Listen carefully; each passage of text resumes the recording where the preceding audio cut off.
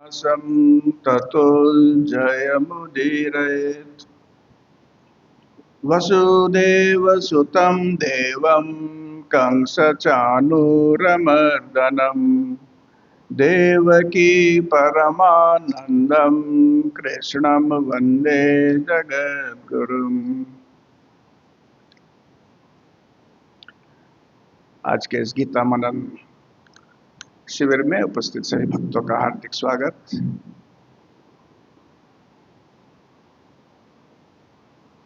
पिछले बार हम लोगों ने जहां विराम खींची थी, प्रथम अध्याय के 23वें नंबर पर हम लोगों ने इति क्या था। प्रसंग चल रहा है कि युद्ध क्षेत्र में दोनों तरफ पक्ष से योद्धागण समवेत हो चुके हैं।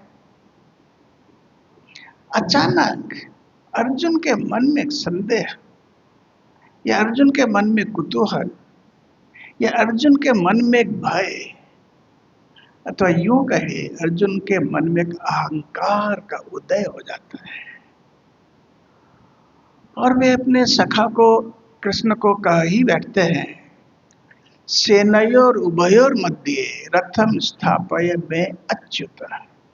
हे अच्युत, हे कृष्ण, दोनों सेनाओं के बीच में एक बार मेरे रथ को तो स्थापित करो। क्यों? एक बार मैं भला देख तो लूं, कैर्मया सह योद्धव्यम अस्मिन रणे समुद्यमे, किन लोगों के साथ मुझे युद्ध करना है, और ऐसे वे कौन से मूढ़ मति संपन्न योद्धागण हैं, राजा लोग हैं, जो कि यह जानने के बावजूद कि विपक्ष में युद्ध करना अर्थात साक्षात अर्जुन से युद्ध करना है। अर्जुन से युद्ध करना कहीं न कहीं एक पर्यायवाची था उस समय, मृत्यु से गले लगाना। तो कौन है से प्रिय चिकित्सव धार्तराष्ट्राणाम प्रिय चिकित्सव, धृतराष्ट्र कैसे मूढ़ मंगल चाहने वाले कौन है भला, इनको तो एक बार देख तो लो। भगवान कुछ नहीं कहते हैं, भगवान रथ को ले जाते हैं। रथ के बारे में हम लोगों ने विस्तार से देख लिया था, ये कोई साधारण रथ नहीं था। रथोत्तमम, रथों में श्रेष्ठ, किन कारणों से श्रेष्ठत्व प्रदान किया गया था वो भी हम लोगों ने देखा पिछले बार। अब वहां पर जाकर जब वास्तविकता को देखते हैं, अर्जुन की मानसिकता में संपूर्ण आमूल चूक परिवर्तन हो चुका होता है। क्या होता है, दोनों पक्षों के बीच में जाकर देख रहे हैं, अभी 0 आवर चल रहा है, हालांकि शंखनाद हो चुका है। कौरव के पक्षों से भीष्म पितामह ने शंखनाद कर दिया। जब वो देखते हैं धृतराष्ट्र पागल होकर प्रलाप कह रहा है, उसके मन में आश्वासन देने के लिए, मन में साहस जुटाने के लिए शंखनाद हो चुका होता है। तो 24वां श्लोक, संजय वाच। संजय जो मंत्री थे, कृष्ण ने इनको विशेष शक्ति प्रदान की जिससे कि वे वहां पर रहकर दूरदर्शन और दूर श्रवण की क्षमता अर्जन करवाई। हस्तिनापुर में बैठे हुए कुरुक्षेत्र में क्या हो रहा नहीं हो रहा है, सह ध्यानात अधिगम्यते, उसके बारे में आंख बंद करके ध्यान कर रहा है, अपने मन को भेज दिया युद्ध स्थल पर, और वहां पर क्या क्या हो रहा है सब देख के इनको नरेट करते जा रहे हैं। संजय वाच, संजय कहते हैं, एवं मुक्तो ऋषिकेशो गुणाकेशेन भारत सेनयोरुभयोर्मध्ये स्थापयित्वा रथोत्तमम्। चुपचाप कृष्ण चले। कृष्ण का उनकी भूमिका है सारथी। तो एवं मुक्त्वा ऋषिकेशम गुणाकेशेन भारत, 3 यहाँ पर विशेषणों से हम देख रहे हैं। एवं मुक्त्वा, एवं मुक्त अर्थात ऐसा कहकर, इस प्रकार से कहे जाने पर, after being ordered like this, आज्ञा दिया गया, दोनों उभय सेनाओं के बीच में ले चला। ऐसा सुनने के बाद ले गए कौन? ऋषिकेश। गुणाकेशेन, गुणाकेश को, हे भारत, भारत संबोधन कर रहे हैं यहां पर धृतराष्ट्र को। ये तीनों के तीनों गीताओं में जहां जहां किसी पात्र का परिचय विशेषणों से, सर्वनाम को हटाकर विशेषणों से किया जा रहा है, परिचय दिया जा रहा है, तो बहुत ही तात्पर्यपूर्ण है, महत्वपूर्ण है, गहराई में जाकर मनन योग्य है। तो कह रहे हैं कि भारत, हे भारत, संबोधन कर रहे हैं धृतराष्ट्र को। संजय कह रहे हैं कि हे भारत, हे राजा। तो भारत कहने का तात्पर्य यहां पर चार है। क्यों? एक तो याद दिला रहे हैं कि हे राजन, अब ध्यान में रखिएगा क्या भरत वंशज है, राजा भरत के वंश में ही आपका जन्म हुआ है। राजा भरत का नाम युद्ध के लिए नहीं हुआ, राजा भरत का नाम विभाजन के लिए नहीं हुआ। आप हे धृतराष्ट्र चंद्रवंशी राजा भरत के वंशज हैं। वंश मर्यादा को स्मरण करवा रहे हैं संजय। हे भारत, तुम उसी धर्म परायण भरत वंश के उत्तराधिकारी हो। अब देखो, तुमने अपने ही वंशजों को, अपने ही रिश्तेदारों को परस्पर मार काट के लिए युद्ध में भिड़ा दिया है। यह शोभनीय नहीं है तुम्हारे लिए। कहते कि मंत्री अगर सब समय तुषामतकारी हो, यस मैन हो, तो ऐसे राजा का अधः पतन अनिवार्य है। जहां जो गलती हो रही है, तुरंत तुरंत उसको टोकना पड़ेगा, उसको संशोधन के मार्ग में लाना पड़ेगा। अगर कोई पिता गलती किए जाए, गलती के बाद गलती, और पुत्र बच्चा नहीं है, बड़ा हो गया, समझदार हो गया, वो भी अगर पिता की गलती को कुछ न बोले, तो यह भी पुत्र की तरफ से न्याय है।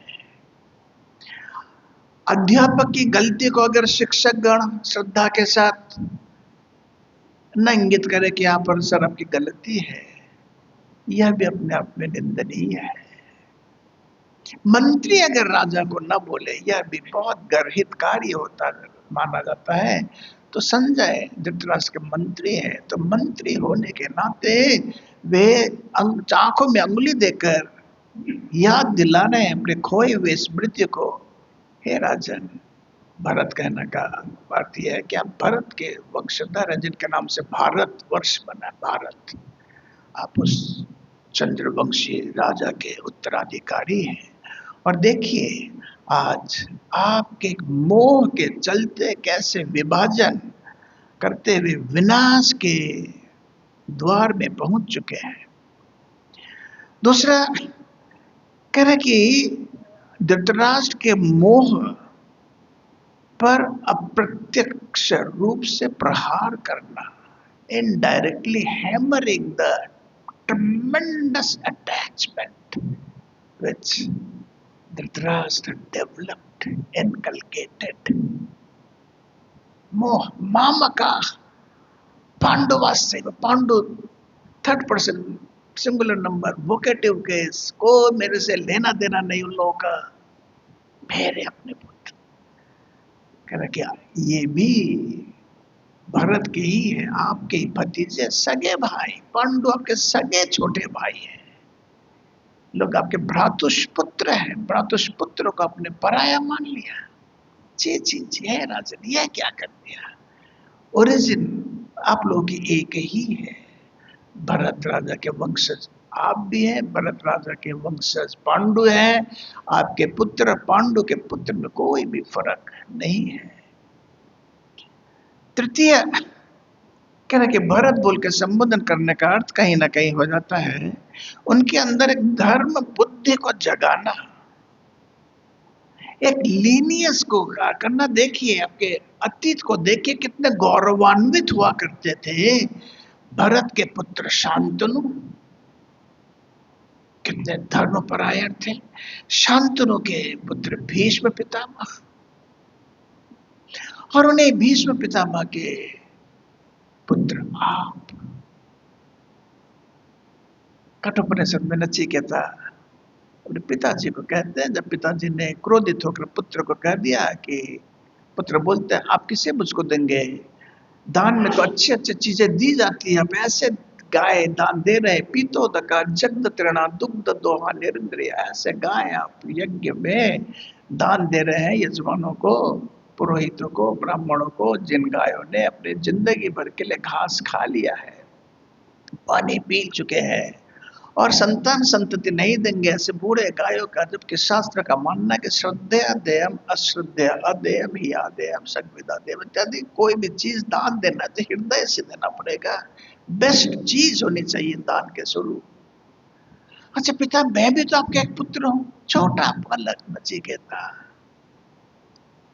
तो आप मुझको किसको देंगे? प्रथमम द्वितीयम, प्रथम बार कहे व्यस्त है, पिता कुछ नहीं बोलते, द्वितीय बार भी कुछ नहीं बोलते, तृतीय बार छल्ला कर कह उठते हैं, मृत्यवेव त्वाम ददामिति, जा मृत्यु के उद्देश्य दे रहा हूं, तो मर जा भी। हम नचिकेता सोचते ऐसा क्यों कर दिया?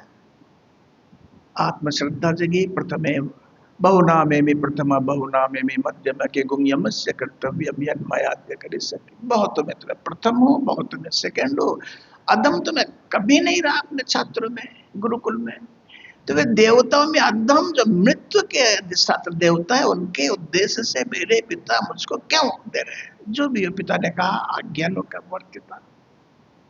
कहते हैं कि राम कौन थे? मर्यादा पुरुषोत्तम, पुरुषों में श्रेष्ठतम, तत्पुरुष समास मर्यादा पुरुषोत्तम। अगर राम मर्यादा पुरुषोत्तम है तो फिर कहा जाता है बालको पुरुषोत्तम नचिकेता अस्ति। बालकों में श्रेष्ठ, बालक का नाम श्रेष्ठ है नचिकेता। क्यों? मर्यादा। वो भी चल दिया। अब पिताजी का गुस्सा थम गया, वो पुत्र को समझा रहा, नहीं तुम मत जाओ मत जाओ, मैंने तो दिल से नहीं कही तुमको, ये बात तुमको मैंने कही थी, यूं ही कही थी, देखो तुम मत जाओ। कहते नहीं पिता, अनुपस्य यथा पूर्वे प्रतिपस्य तथा परे, सस्य में वह मर्त्यति पश्यन्ति सस्य में वह जायति पुनः। पिता, हमारे पूर्वजों को देखिए, कितने वो लोग बात के पक्के हुआ करते थे, कितने धर्म परायण हुआ करते थे। एक बात जो उनके मुंह से निकसित हो चुकी होती थी उसको टस से मस होने नहीं देते थे। उन्हें उसी वंश के आप है, और आपने एक बार अपने पुत्र को मुझको आज्ञा दे दी कि जब मृत्यु के उद्देश्य से तुमको दे दिया, और अब आप मना कर रहे हैं। अनुपस्यता पूर्व प्रतिपश्य तथा परे, और हमारे आने वाले प्रजन्मों के तरफ देखिए, वो लोग कितना धित्कारेंगे कि देखो छी छी छी, हमारे वंश में कैसा भी पुरुष का जन्म हुआ जो कि बात का पक्का नहीं था, बात को बोलकर बात को वापस ले लेता था। और आदमी का क्या है, वो तो सस्य में वह धान गेहूं कैसे मरते, फिर जिंदा हो जाएंगे, फिर उत्पन्न होंगे, फिर मरेंगे। वही कह रहे हैं कि धृतराष्ट्र को भी यहाँ पर पूर्वजों की याद दिलाने के लिए कह रहे हैं कि देखिए, बस सोचिए आपके पूर्वज लोग कितने धर्म परायण हुआ करते थे। मात्र कुछ जमीन भोगने के लिए क्षत्रिय का जन्म नहीं हुआ। शांतनु कभी युद्ध नहीं किया, बल्कि छोटे छोटे राजाओं को अपने सल्तनत से, अपने राज्य से कुछ कुछ अंश दे दिया करते थे। और ये राजन, आप यहाँ पर उन लोगों के जो लोग राइट अधिकार है उन लोगों को, उसको भी हड़पने के लिए आप युद्ध कर रहे हैं। चौथा है सूक्ष्म व्यंग, व्यंग्यात्मक छीटा कसी करते हुए कहता है कि हे व्रतवंश, जिन पूर्वजों ने धर्म से पृथ्वी को धारण किया था, उनके वंशज आज अधर्म के कारण युद्ध भूमि पर खड़े हुए हैं, और वो भी सिर्फ और सिर्फ आपकी एक अति तुच्छ मनोवासना को पूर्ण करने के लिए। तो यहाँ पर गौरव और ये हम पाते हैं वंश गौरव, धर्म स्मरण, मोह भंजन और संपूर्ण समाज की त्रासदी, महाभारत का युद्ध अर्थात करोड़ों करोड़ों करोड़ों लोगों के नाश। कहते खून की खून बही नहीं, खून टपकी नहीं। जो वर्णन है 11 श्लोकों में है, कैसे खून की स्ट्रीम हो गई, नदी हो गई, इतने लोगों के मरे ना, खून टपक नहीं रहा है, नदियां बह गई खून की। तो कहना कि टीकाकार लिखते हैं, हे पाठकगण, तब यह मत सोचना कि प्राचीन काल के इतिहास के कुछ पन्नों की उद्धृति मात्र है। ये कौन टीका, एकदम आज से हजारों वर्ष पहले नीलकंठ अपने टीका में लिख गए। शायद आज के दिन की उन्होंने अंदाज कर लिया होगा। वे कह रहे हैं कि अभी तुम लोग अगर न समझ लो, गीता का सबसे पहला पाठ अगर तुम लोग अपने जीवन में न उतार पाओ, तो तुम लोग भी कहीं ना कहीं कदाचित धृतराष्ट्र के ही अनुयायी बनोगे। मामका पांडवासी, अपने सगे भाइयों से, अपने सगे बहनों से, माता पिता चचेरे भाई सब रिश्तेदारों से छोटे छोटे स्वार्थ के लिए, देखिए ना, छोटे छोटे। हरिद्वार में था, एक नर्स थी, रोती हुई आई, क्यों? उसी के साले ने, क्या मतलब इसी के हस्बैंड को उसी के इसके भाई ने मार दिया। क्यों?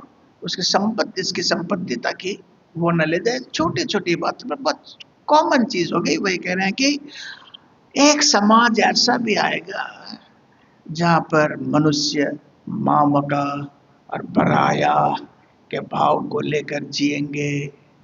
हजारों वर्ष पहले टीकाकार कह गए हैं, मम परिवार, ये मेरा परिवार, मेरी जाति, मेरा संप्रदाय, मेरी संस्थान, मेरी विचारधारा और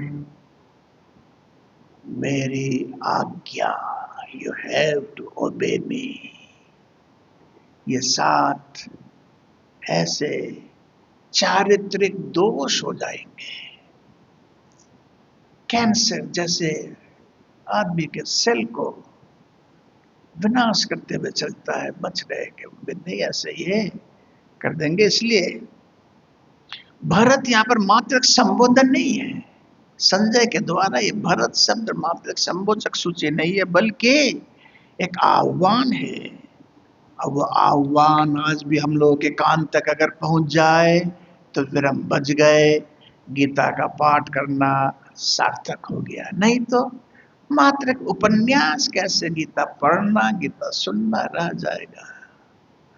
कहते कि हे मनुष्य, अपने छोटे मैं से ऊपर उठो, अपने महान आध्यात्मिक वंश को पहचानो, अन्यथा उस युग के भांति आने वाले समस्त युगों में महाभारत होता ही रहेगा और छोटे छोटे संस्कारों को, छोटे छोटे स्वार्थों को पूर्ण करने के लिए महाभारत से भी और बड़ा महाभारत होता रहेगा।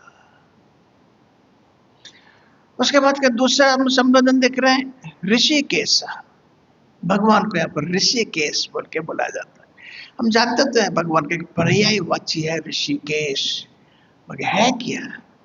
ऋष, ऋष शब्द का अगर व्युत्पत्तिगत अर्थ निकाले ऋषिकेश का, तो ऋष अर्थात आनंद, आनंद। ऋष, ऋष में एक प्रत्यय है, ऋष में कृत प्रत्यय करके हो गया ऋषिक। आनंद जो देने वाला होता है वो ऋषिक। ऋषिक फिर ईश होकर हो गया ऋषिकेश। तो मनुष्य का आनंद उसकी इंद्रियाएं देती है। बहुत गर्मी हो रही, पंखा चला लिया, त्वचेंद्रिय ठंडी लग रही है, एसी लगा दिया, एसी चला लिया, और भी सुख का अनुभव कर रहे हैं, रसगुल्ला खा लिया, आइसक्रीम खा ली, सब इंद्रियों के माध्यम से हम लोग सुख का अनुभव करते हैं। तो जो इंद्रियों के मालिक है वो है ऋषिकेश। इंद्रियों के मालिक मोटा मोटी मन, और मन भी जिनके अधीन में है वो है ऋषिकेश। कह रहे हैं कि ऋषि का नाम ईशा इति ऋषिकेश, जो समस्त इंद्रियों के परिचालक है। ये पंखा चल रहा है, एसी चल रही है, बत्ती चल रही है, सब इसके पीछे मूल कारण क्या है? इलेक्ट्रिसिटी, बत्ती। तो इन समस्त अप्लायंसेस के पीछे जैसे इलेक्ट्रिसिटी बिजली है, उसी भांति हम लोग के समस्त इंद्रियों को चलाने वाले हैं जो वही ऋषिकेश है। और भक्ति के भावना से कहा जाता है ऋषिकेश, ऋषिकेण ऋषिकेश सेवनम भक्ति उच्यते। जीव गोस्वामी जी भक्ति रसायन में कहते हैं कि इंद्रियों के द्वारा ऋषिकेश की सेवा करना ही भक्ति कहलाती है। हाथ दिया है, हाथ से भगवान का मंदिर का मार्जन करना, झाड़ू पोछा लगाना, किसी न किसी भांति मंदिर का काम करना, मुंह से नाम उच्चारण करना, आंखों से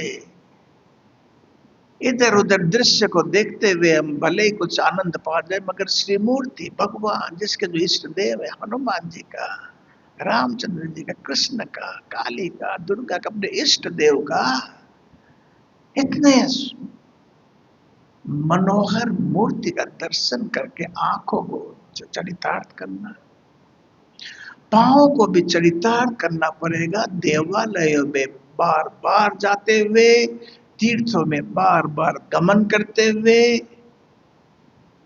अपने समस्त इंद्रियों का इस तरह से जब ईश्वर अभिमुखी कर दे, उसी का नाम भक्ति है। अब गुड़ाकेश अर्जुन के नाम से गुड़ाकेशेन, तृतीय वचन, गुड़ाकेश के द्वारा आदिष्ट होने के बाद ऋषिकेश भगवान कृष्ण। गुड़ा का अर्थ आलस्य। अर्जुन ने अपने निद्रा को या आलस्य को जय कर लिया था। इतने दिव्य अस्त्र उनके भंडार में थे, 24 घंटे 3 महीने कठोर तपस की। पहले 3 महीने, सॉरी 3 घंटे बोला, 3 महीने। पहले घंटे दिन में 8 घंटा, 24 घंटे में 8 घंटा अपने व्यक्तिगत कार्यों के लिए रखते थे। निद्रा को तो जय कर ही चुके थे, कुछ खा लेने में, नेचर स्कॉल वगैरह, स्नान वगैरह करने में। द्वितीय महीने में 8 घंटा को कम करके 4 घंटा किया, तो 20 घंटे उन्होंने ध्यान किया। और ध्यान करते थे, एक एक मंत्र का जाप कर रहे, वो मंत्र उनके सामने स्वर्णाक्षर से प्रकटित हो रहे, और उस मंत्र के अधिष्ठात्र जो शक्तियां हैं उनके पास चली आ रही है, दिव्यास्त्र का भंडार। और तृतीय महीने में वह 4 घंटा भी नहीं रहा, 24 के 24 घंटे तल्लीनता या समरसता में अतिवाहित करके उन्होंने दिव्यास्त्रों को पाया। इसलिए गुड़ाकेश। तो निद्रा अर्थात आलस्य मन की निद्रा है, विवेकहीनता देह की निद्रा है, आलस्य प्रमाद, और अध्यात्म की निद्रा है अपने स्वस्वरूप को भूल जाना। अब हम मूल श्लोक में आते हैं। तो एवं मुक्त गुणाकेश अर्जुन के द्वारा ऐसे कहे जाने के पश्चात, हे भारत, हे धृतराष्ट्र, हे राजन, ऋषिकेश सेनयोर उभयोर मध्य स्थापयित्वा रथोत्तमम, उभय सेनाओं के बीच में अपने रथ को स्थापित करते हैं। और वहां पर जाके अर्जुन देखते हैं भीष्म द्रोण प्रमुखतः सर्वेषां च महीक्षिताम्। भीष्म, द्रोणाचार्य, कृपाचार्य आदि आदि आचार्य को देखते हैं, और महीक्षिताम सर्वेषां च महीक्षितम, बड़े बड़े योद्धाओं को, महारथियों को देखते हैं। वाच पार्थ पश्येतान समयतान कुरुन इति। कौरव के पक्ष में जो लोग आए थे, सबको एक बार अच्छी तरह से देखकर पीछे अपने सेनाओं के तरफ भी एक बार देख रहे हैं। देखने के पश्चात 26 नंबर श्लोक में आइए। तत्र पश्यन् स्थितान् पार्थ पितॄनथ पितामहान् आचार्यान् मातुलान् भ्रातॄन् पुत्रान् पौत्रान् सखींस्तथा ससुरान् सुहृदश्चैव सेनयोरुभयोरपि। क्या देखते हैं? दृश्य क्या देखा अर्जुन ने? योद्धा को नहीं देखा, शत्रु पक्ष को नहीं देखा, सब आत्मीय स्वजनों को देख रहे हैं। मोह का प्रथम सोपान रिश्तेदारी उनमें भी ढूंढ लिया। तत्र अपश्यन पास्ट टेंस में, क्योंकि ये 6 दिन बाद की कमेंट्री आज हो रही है, तो उन्होंने क्या देखा?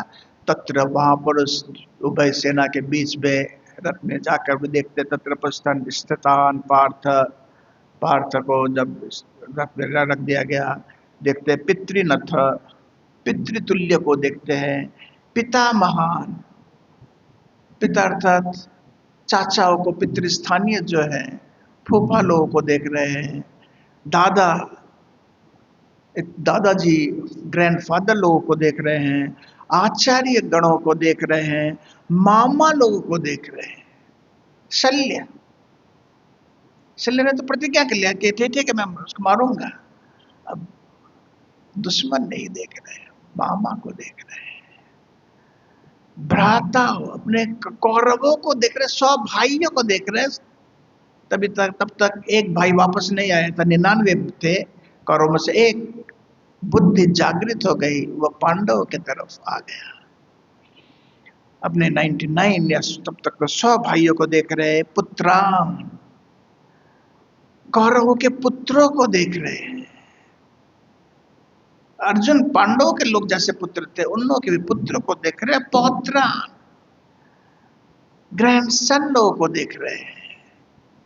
कौरवों में से कोई 35 कौरवों के पुत्र जो कि अभिमन्यु के उम्र वाले थे, वे लोग अर्जुन से सीखने आया करते थे। धनुर्धारी, भीष्म से सीखते थे गदाधारी, युधिष्ठिर से सीखते थे बल्लम,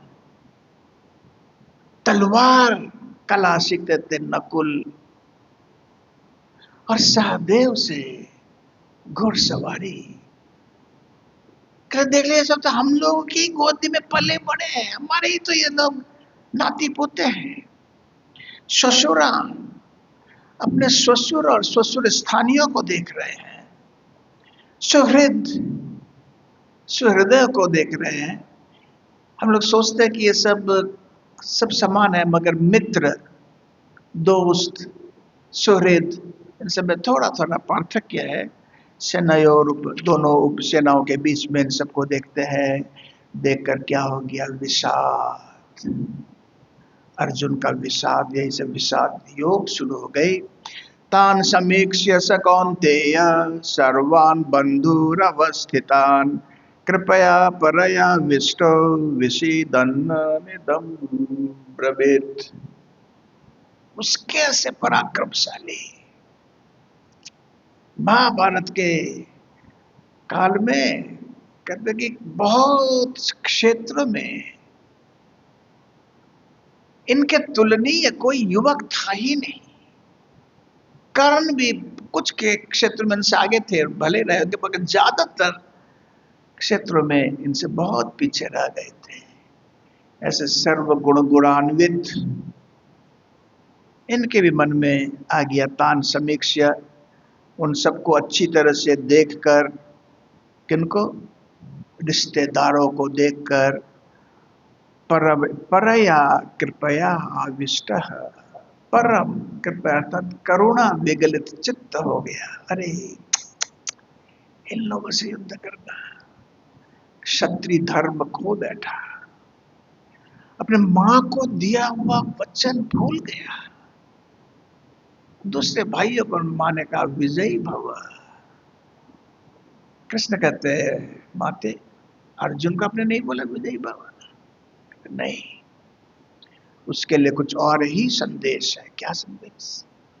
कहते पुत्र, मैं उस दिन की प्रतीक्षा में हूं जिस दिन को देखने के लिए हर एक क्षत्रिय माता अपने संतान में 9 महीने, अपने गर्भ में 9 महीने संतान को धारण करते हुए दुग्ध पिलाकर इष्यंत पुष्यंत लालन पालन करते हुए बड़ा करती है, उस दिन के प्रतीक्षा में हूं, अर्थात धर्म का स्थापना कब करोगे।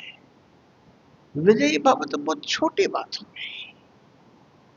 विजयी भव, दूसरों के मदद लेकर तुम विजयी भव, मगर तुम्हारे ऊपर तुम्हारे भाइयों, चारे भाइयों को, दो दादा दो भाइयों को तुमने आशीर्वाद दिया, तुम्हारे ऊपर वो लोग केंद्रित रहेंगे, शौर्य वीर्य पराक्रम तुम्हारा रहेगा। बस तुमको मैं याद दिलाना चाहता हूं, याद करो वत्स, मैं हूं वह क्षत्रिय माते। प्रतिज्ञा करता, मां का चरण छूकर कहता है कि मां मैं वादा करता हूं। 7 बार परिक्रमा करते हैं, परिक्रमा करके मां को साष्टांग प्रणाम करके वादा करके निकलते हैं। वो मां को दिए हुए वचन भी भूल गया। क्यों? मोह क्या हो गया, वास्तविकता को परख नहीं पा रहा है। एक मोह का पर्दा अगर हम लोग के सामने आ जाए तो हम लोग हकीकत से चूक चुके होते हैं। कह रहे कि परम कृपया अविष्ट, बोले कि अगर एक जज अपना पुत्र या अपना रिश्तेदार देख ले आसामी के अंदर, तो फिर वो जजमेंट नहीं कर पाएगा, अथवा घूस ले ले उसके पक्ष में ही राय देगा। तो अर्जुन ऐसे हो गया। कृष्ण भी सबको देख रहे हैं, अर्जुन भी सबको देख रहे हैं। कृष्ण का दृष्टिकोण अलग, अर्जुन का दृष्टिकोण अलग। कृष्ण ममत्व बोध शून्य होकर देख रहा है, कृष्ण भी सब उभय पक्ष के सामने खड़े हैं, मगर कृष्ण ही सही मायने में, टीकाकार लिखते हैं, कृष्णेव मध्यस्थम इतिहासीन, कृष्ण ही उभय पक्ष के बीच मध्यस्थ था, मध्य में था। मगर अर्जुन मोहस्त हो गया, मोहग्रसित हो गया, उसकी स्थिति मोह में हो गई, मोहस्त और मध्यस्थ। भले ही अर्जुन ने कहा हो कि सेनयोरुभय और मध्य रथम स्थापय में च्युत, मगर मोह ने उनको मध्यस्थता का जो स्थान था उसे डिगा दिया। अब मोहस्त हो गए। कहना कि अर्जुन वाच, इस अवस्था में अर्जुन कहते हैं, दृष्टिवेवं स्वजनं कृष्ण युयुत्सुं समुपस्थितं, सीदन्ति मम गत्राणि मुखं च परिशुष्यते, वेपथुश्च शरीरे मे रोमहर्षश्च जायते, गाण्डीवं संसृते हस्त्वात् त्वक्चैव परिदह्यते, न च शक्नोम्यवस्थातुं भ्रमतीव च मे मनः, निमित्तानि च पश्यामि विपरीतानि केशव। बहुत ही, आदमी अगर अपना साहस खो जाए, कहते कि नमक अगर अपना नमकत्व को खो बैठे, चीनी है मगर चीनी में मिठास नहीं है, कल्पना कर सकते हैं, चीनी में मिठास नहीं, आग लाल एकदम दहकता हुआ आग है मगर शीतल ठंडा आग, कुछ गर्म करना तो दूर की बात, हाथ भी गर्म नहीं हो रहा है, कल्पना कर सकता है कोई ऐसा? बर्फ एकदम जला दे रहा गर्मी के बर्फ, कल्पना कर सकता है? एक्सट्रीम पोल। अर्जुन के भी चरित्र में हम पाते एक्सट्रीम पोल, एक्सट्रीम में पहुंच गया। क्या?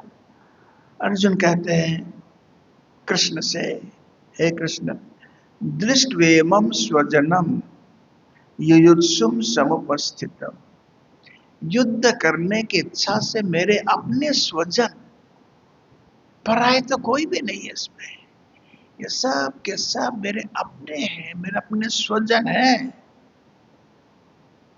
कहीं ना कहीं इशारा इनका शकुन के तरफ भी चला गया।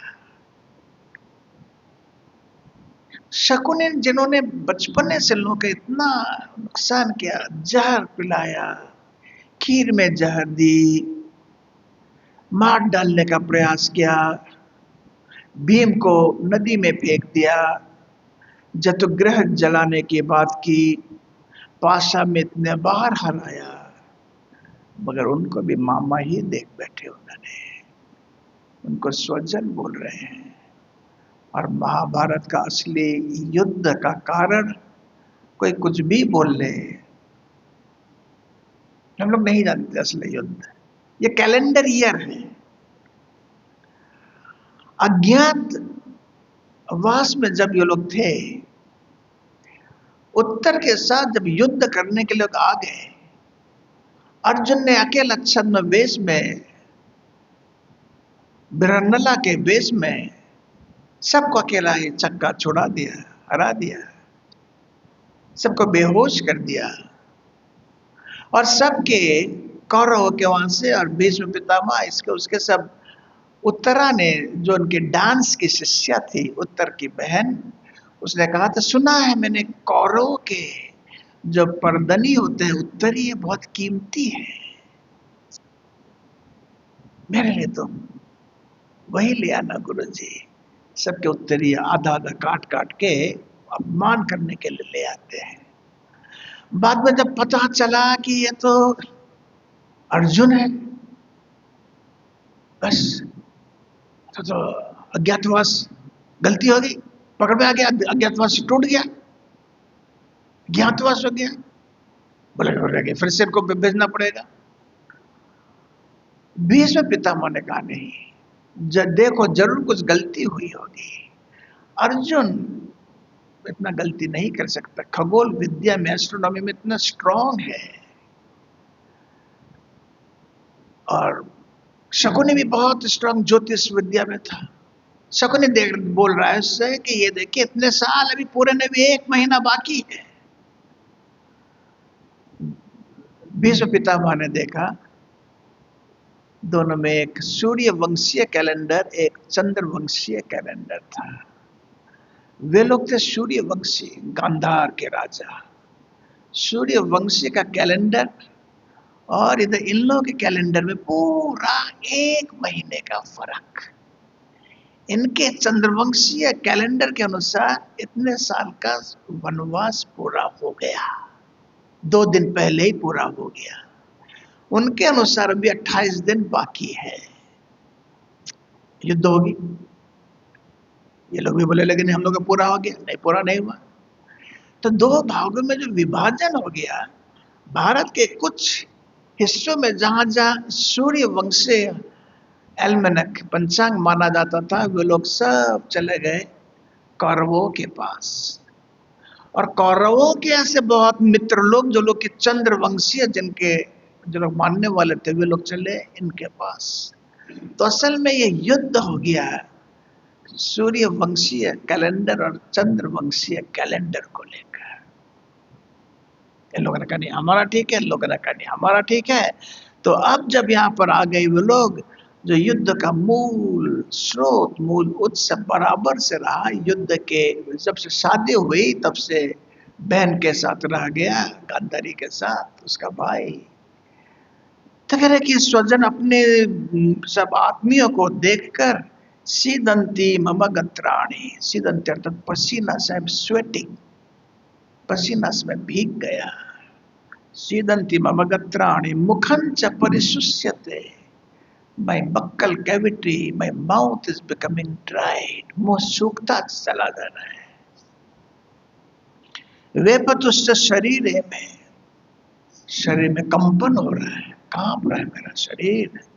रोमहर्षश्च जायते, लक्षण शरीर के जितने भी केश है शरीर में सब खड़े हो गए। और गांडीवम संसृते हस्तात, मैं गांडीव को अपने हाथ में पकड़ कर नहीं रख पा रहा हूं, इतना भारी गांडीव, 22 हाथ लंबा इतना भारी गांडीव, जो कि उसके पास एक माचिस की तिल्ली के समान आज तक अनुभव होता था। और आज वो गांडीव को पकड़ के रखने पर धड़ाम से रथ के ऊपर उसने रख दिया। गांडीवम संसृते हस्तात् त्वक्चैव परिदह्यते। अरे कृष्ण कैसा हो रहा है, मेरा चमड़ा परिदह्यते प्रकृष्ट रूपेण दह्यते, जल जा रहा है मेरा शरीर, जलन हो रही है इतने शरीर में। और यही अभी समाप्त नहीं हुआ, तालिका और भी आगे है। न च शक्नोमि अवस्थातुम अहम भ्रमति वच मे मनः। मैं खड़ा नहीं हो पा रहा हूं, अपने टांगों के बलबूते खड़े रखने की क्षमता भी मानो कि मैं खो चुका हूं। भ्रमति व मे मनः, मेरा मन अतीव चंचल हो रहा है। किन कर्तव्य विमूढ़ हो गया हूं, मैं क्या करूं। और निमित्तानि च पश्यामि विपरीतानि केशव, हे केशव, हे केशव, सब विपरीत लक्षण मेरे दिख रहे हैं, साथ साथ विपरीत लक्षण। अर्जुन वो तो सभी को देख रहे हैं, सब लोग देख के भी ये बोले कि आंखें बाई आंखें फड़फड़ा रही है। कुछ संस्कार का अधिकारी हो गया, विक्टिमाइज्ड, तो आंखें फड़फड़ाने शुभ नहीं है।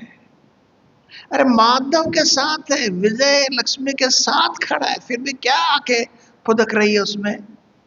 चील देखो देखो देखो, कृष्णाश्रम में चील चील आ रहे हैं, चील बढ़ रहे हैं। अरे गिद्ध भी आ गए।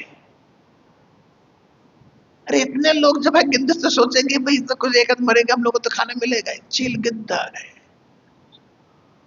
और बोल रहे हैं कि ये देखो सियार दिख रहे हैं। वो तो जंगल था, कुरुक्षेत्र चारों तरफ जंगल जंगल जंगल, जंगल में सियाल रहेंगे ही। सियाल लोगों का घर वर पूरा जंगल साफ कर दिया गया युद्ध के लिए। सियालों के जो बिल थे, बिल सब हाथी के पांव से कुचल गया। अब सियाल लोग इधर उधर भाग रहे हैं एक सेफर शेल्टर ढूंढने में। ये देखो देखो, ये अपशकुन दिख रहा है मुझे। शांत हाथियों का चिंगाड़ अब सुन रहे हैं, कैसे सुन रहे हैं। अरे एक हाथी दूसरे हाथी को देखकर तो चिंगाड़ेगा ही।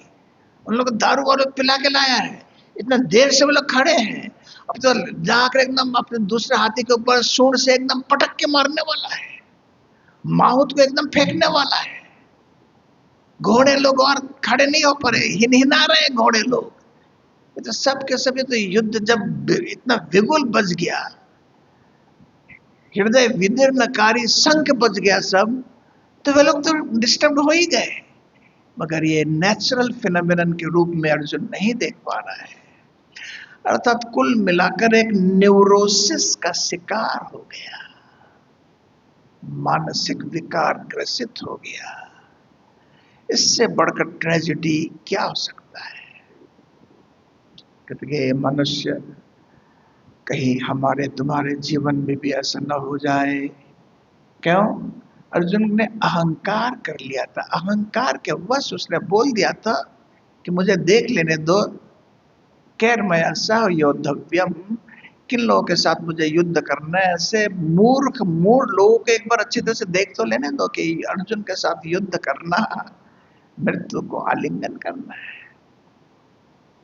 ईगो पर्सनिफाइड, घमंड का पराकाष्ठा हो गया। हम लोग भी जब जब घमंडी हो जाया करते हैं तब तब कहीं ना कहीं अधपतन का द्वार, अधपतन का मार्ग, अधपतन का स्रोत हम लोग खुद ही खोल बैठते हैं और मोह ग्रसित हो गए। जब जब हम लोग वास्तविकता से हट चुके होते हैं, अपनापन मान लेते हैं, अपनापन देख लेते हैं, वह भी हमारे स्वरूप का प्राकट्य नहीं हो पाएगा वहां पर भी। तो अर्जुन के मन में तीनों के तीनों प्रकार की दुर्बलताएं हैं, फिजिकल लेवल में, मेंटल लेवल में। फिजिकल लेवल में अर्थात शरीर कांप रहा है, पसीना आ गए, आग लग रहा है। मेंटल लेवल में लॉस्ट इज कॉन्फिडेंस, मन भ्रमतीव हो गया है, चंचलपन मन में आ गया है और आध्यात्मिकता के तरफ से भी हो गया है, स्वधर्म को भूल गया है। क्षत्रिय स्वधर्मे निधनम श्रेय, उसको भूल गया है। पूरा के पूरा न्यूरोसिस का शिकार होते हुए हम उसको पाते हैं। हम लोग भी संसार में बहुत समय में छोटी छोटी घटनाओं पर ही न्यूरोसिस के शिकारी बन चुके होते हैं। क्या संतुलन खो बैठते, न्यूरोसिस का शिकार अर्थात कितने कारणों से संतुलन को खो बैठते हैं। और जिंदगी में जितने भी युद्ध हो चुका होता है ना, सब युद्ध का मूल बहुत छोटा सा कारण होता है। बहुत छोटा कारण ही तूल पकड़ लेता है। तूल पकड़ते कोई भी युद्ध पकड़ लीजिए, महाभारत का युद्ध, अगर ऐतिहासिक पटभूमिका में हम जाएं, कैलेंडर को छोड़ भी दे, वो तो दार्शनिक फिलोसॉफिकल एस्पेक्ट हो गई, और भी पीछे चले जाइए, भाभी और देवर के बीच एक छोटा सा मजाक, बस वो मजाक इतना बड़ा हो गया, ऐसा बनाया इंद्रप्रस्थ जहां पर जल नहीं है, धृतराष्ट्र देख रहे वहां पर जल है, धोती को घुटने तक उठाकर जल रहे हैं, ऐसा वो कैमोफ्लेज कर रहा है, जल नहीं है। और जहां पर जल है वहां पर शांत स्थिर ऊपर छत का प्रतिबिंबित हो रहा है, वो सोच रहे कि मोज़ेक टाइल वाला है, वहां पर जब के छटान करके एकदम सरोवर में गिर पर। ऊपर बालकनी में भाभी थी, इसने हंस दिया, बस पांडव के पत्नी, कौरव के भाभी, कह दिया कि अंधे पिता का अंधा पुत्र। द्रौपदी के इतने कहने से हंसी से वो इतना अपमानित, उसने कहा कि इसका बदला मुझको लेकर ही रहना पड़ेगा। मेरे पिता को अंधा पुत्र कहा, दिखाता हूं फिर। बस वही स्नोबॉल इफेक्ट होते हुए बढ़ते बढ़ते बढ़ते बढ़ते हो गया। तो कह रहे कि एक बच्चा, उसके माता पिता दोनों मर गए, नानी बेचारी, बच्चे को, छोटा बच्चा 3 साल 4 साल का बच्चा नानी के पास पल रहा है। नानी आज इस गांव में मेला है, कल उस गांव में मेला है, परसों उस गांव में मेला है, अपने पोते को लेकर पैदल चलते रहते, उसका अपना कुछ घर नहीं है, कहीं पर रुक जाती है, भीख में जो मिल जाता है उसे से अपना पोते का कर लेती है। एक दिन रात रहते रहते चल दिए, गांव बहुत दूर है, भूख तो बच्चे को लगी है, बच्चा पैदल आ रहा है। अब दुकानें खुल रही हैं सुबह सुबह, अब करेगा, एक मिठाई की दुकान खुली, बच्चा बहाना करने लगा, नानी को माँ ही बोलता है, वो जानता नहीं कि मेरी माँ नहीं है। बोलता माँ मैं मिठाई खाऊंगा। बच्चा तो बच्चा ही है, हट पकड़ लिया, माँ मैं मिठाई खाऊंगा। अब एक पैसा भी नहीं है नानी के पास, कहां से मिठाई देगा? 2 थप्पड़ मार के बच्चा रोना शुरू करता है, खींच खींच के ले जा रहे हैं, और बच्चा और रो रहा है। मार मारती है नानी, 2 लात मारती, बच्चा एकदम फुबक फुबक कर सिसक सिसक कर रो रहा है। खींच खींच के नानी ले जा रही है, अभी बहुत दूर जाना है, कुछ है ही नहीं तो क्या मिठाई खिला करे। इस बीच से एक सज्जन आते हैं, राहगीर, कहता रहे छोटे बच्चे क्यों पीट रही हो माते? न देव रहे सुबह से बहाना कर रहे हैं, मिठाई खाऊंगा मिठाई खाऊंगा, पैसे नहीं। वो भी गरीब था बेचारे ने, एक पाई एक कोड़ी दे दी उसको। तो एक कौड़ी, तब तक एक परचून की दुकान आ चुका था, परचून की दुकान से गुड़, एक कौड़ी के गुड़, और कितना होगा फूटी कौड़ी, तो हाथ में, बच्चे का हाथ में कितना होगा, वो लेके हाथ में दे दिया। लिक्विड वाला गुड़, सॉलिड गुड़ नहीं, जगरे नहीं, मोलेसिस, तरल गुड़। अब बच्चा चाट चाट के खा रहा है, बच्चा तो खुश, उसको सोच रहा है यही मुझको मिठाई मिल गई, बहुत खुश हो गया। अब खड़े खड़े खा रहे हैं, उसकी नानी बोलते रहे आ जा, आजा, क्या खड़े क्या, आजा। वो जा रहे हैं, फिर कर रहे हैं, फिर चाट रहे हैं, फिर जा रहा है, फिर चाट रहे हैं, फिर जा रहा है, चाट रहे हैं, फिर पूरा चाटते चाटते खत्म हो गया, पर हाथ को नानी के साड़ी में पोंछ दिया, खूब खुश होकर चला। घटना खत्म, फूटी कौड़ी समाप्त, घोड़े करचुल समाप्त, खाना समाप्त। घटना क्या घट गई?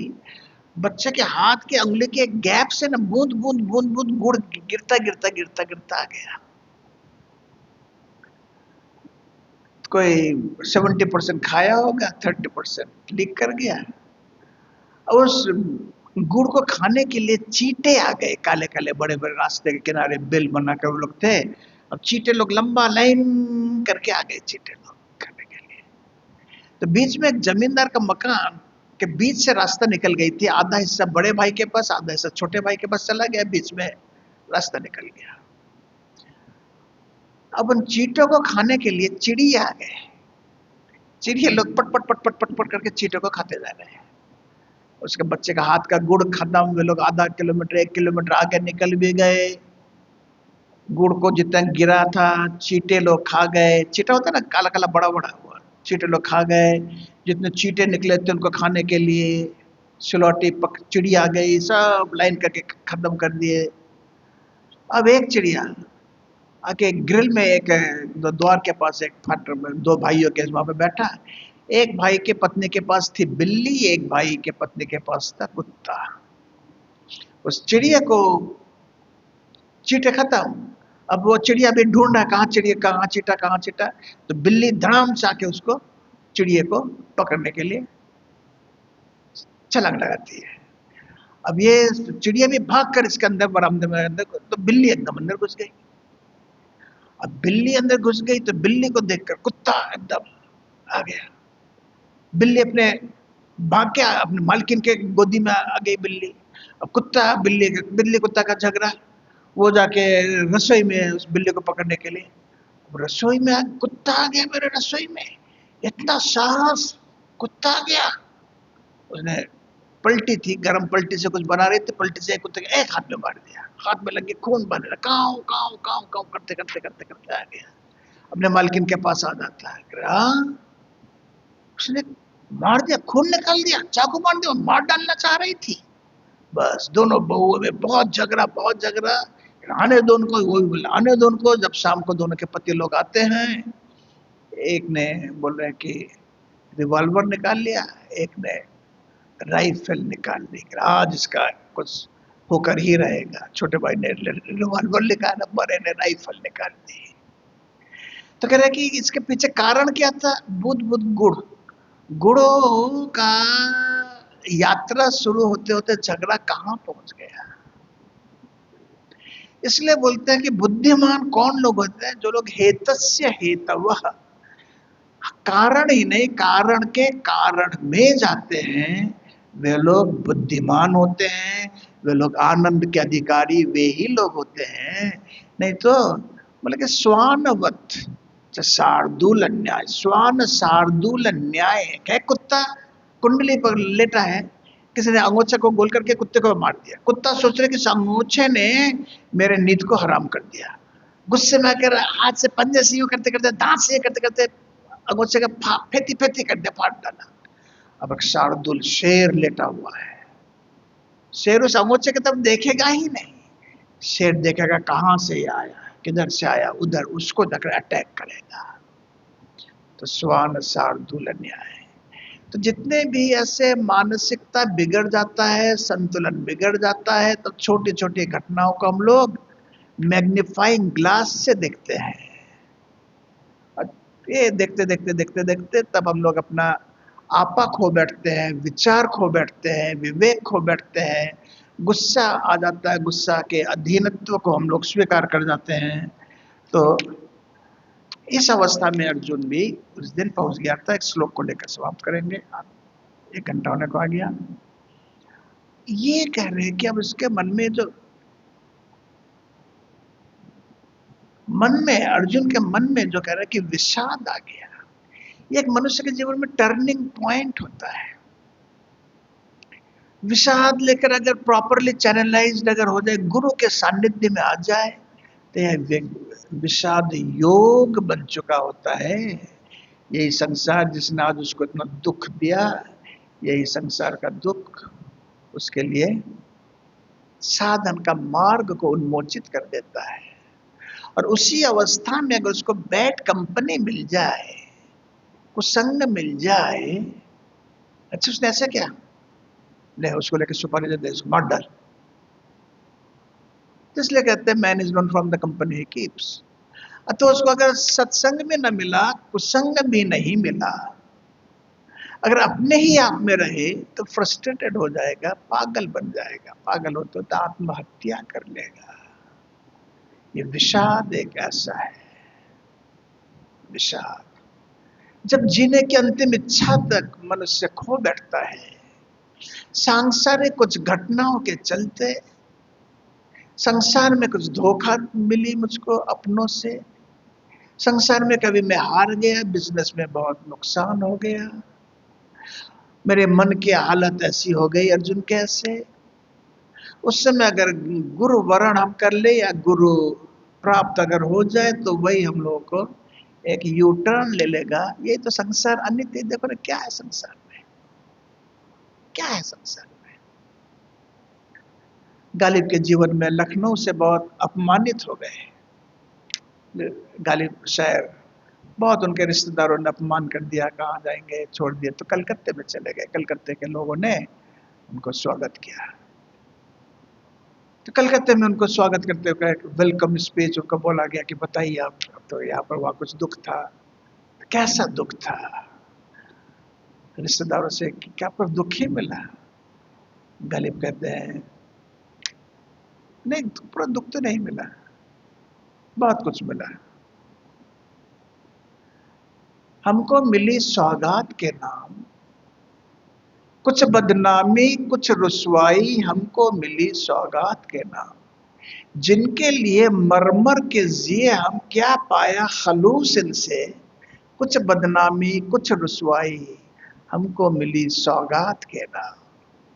कहते जिन अपने रिश्तेदारों के लिए, भाइयों के लिए, भतीजों के लिए मर मर के जिए।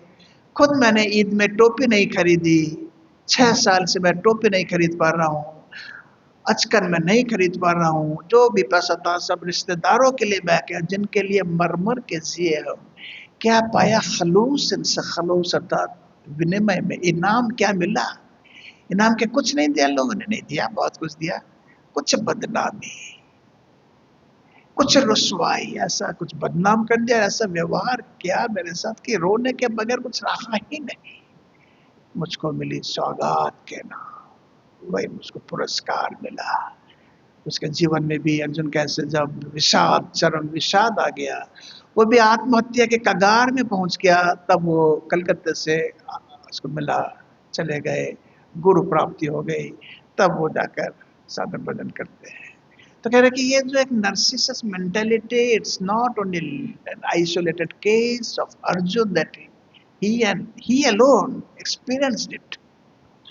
अगर सीने पे हाथ दे के हम लोग देखें तो हम लोग के जीवन में भी बहुत बार ऐसा हो चुका था। ये गनीमत है, भगवान की असीस कृपा है कि हम लोग छोटे छोटे ऐसे विषादों से अतिक्रम हो चुके हैं, मगर अब हम देखेंगे और बड़े बड़े विषाद अगर हमारे जीवन में आए, खुद तो हम अतिक्रम होएंगे, गीता के ज्ञान को प्राप्त करके, पचाकर, खुद समृद्ध होकर दूसरों को भी मदद का हाथ बढ़ाएंगे, तब गीता का पाठ सार्थक होगा। तो आज यही समाप्त करते हैं, बाद बाकी अगले दिन। ओम शांति शांति शांति। हरि ओम तत्सत। श्री राम कृष्णार्पणमस्तु।